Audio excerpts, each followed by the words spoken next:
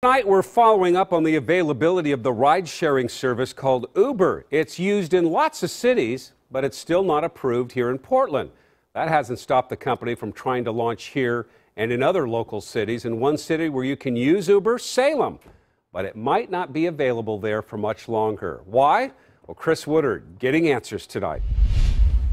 For 2 weeks now, Uber has been operating here in Salem, even offering free rides as a way to drum up their business through today. But it turns out Salem is just another city they came into without asking any questions, and that could have them in some hot water. The response time is great. The popularity is understandable. It's convenient, especially for us college students. The pushback, undeniable. I just have no idea who, this Uber driver is. Salem, the latest city telling Uber drivers to pump the brakes. It absolutely makes sense from the city of Salem has an interest in protecting its citizens. Of course they do.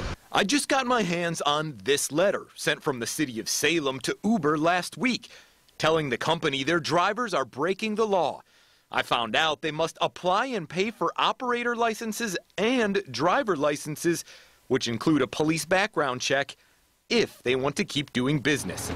The total cost, $165 per driver. What's the problem?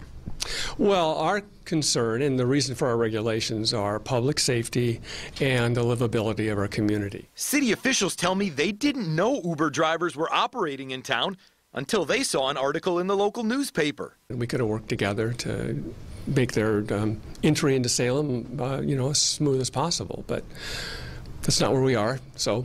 The city still hasn't heard back from Uber or any of their drivers. And I learned if they don't get licensed, drivers will be subject to fines of $250.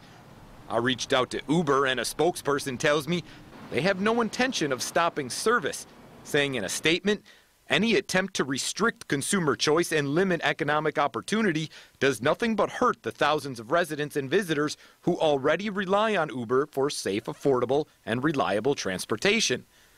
Uber says they'll work with city officials.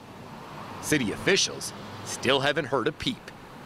In Salem, Chris Woodard, KOIN 6 News.